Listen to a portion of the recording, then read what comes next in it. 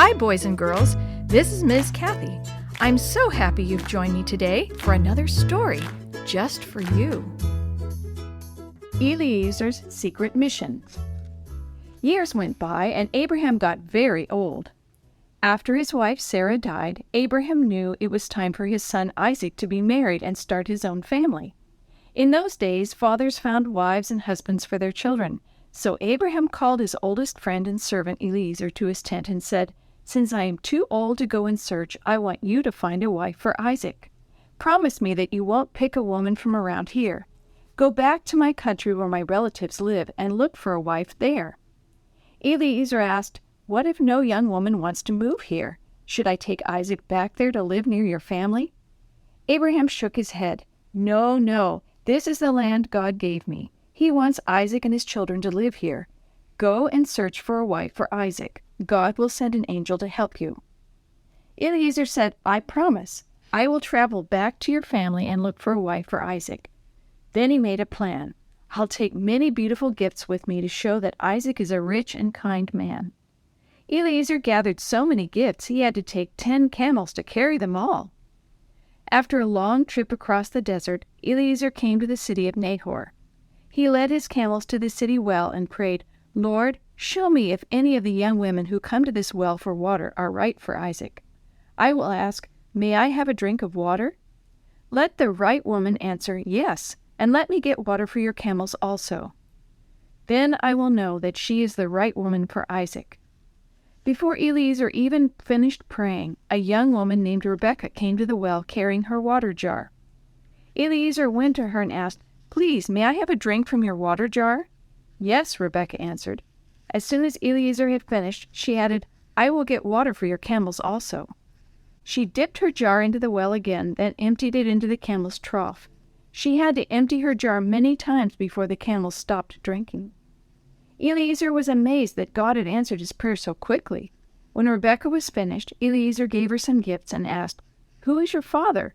And is there a place in his house where I could stay tonight?" "My father's name is Bethuel," Rebekah answered, "and yes, there is room for you to stay with us. I will go and tell him we have a guest." As she left, Eliezer praised God. He recognized the name of Rebekah's father. Rebekah was Abraham's brother's granddaughter. God had led him to exactly the right woman for Isaac. Rebekah's brother Laban went out to welcome Eliezer to their home. Before he would sit down and eat with them, Eliezer told the story of his promise to Abraham and his prayer to God at the well. He said, "I believe God has chosen your Rebekah to be the right wife for Isaac." Eliezer's story convinced Rebekah's parents and her brother. "We can see that God is leading you," they said. "Rebekah can travel back to Canaan to be Isaac's wife." So Eliezer gave them the gifts he had brought from Abraham, and he gave more beautiful clothes and jewels to Rebekah. Eliezer was in a hurry to head back to Canaan. He wanted to leave the next morning.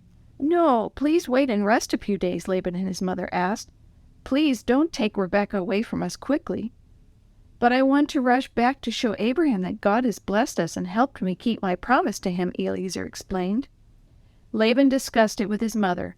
"We will let Rebekah decide," they agreed. "Rebekah, are you ready to leave with this man, or do you want to wait for a few days?" Rebekah had heard Eliezer's story. She believed that God's plan was for her to go and become Isaac's wife. "Yes," she answered, "I am ready to go today." With all of her things on the camels, Rebekah followed Eliezer back to Canaan. Isaac was out in his fields one evening when he saw their camels approaching. He watched until he was sure it was Eliezer. When he met Rebekah and heard Eliezer's story, he knew that God was taking care of him. So Isaac married Rebekah, and he loved her very much.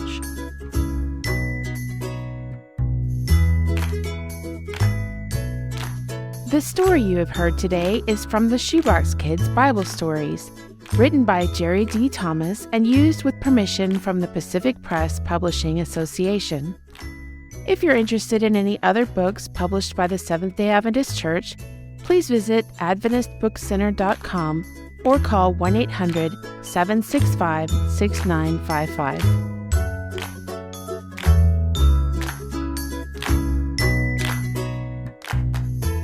This podcast is a production of the Carolina Conference of the Seventh-day Adventist Church.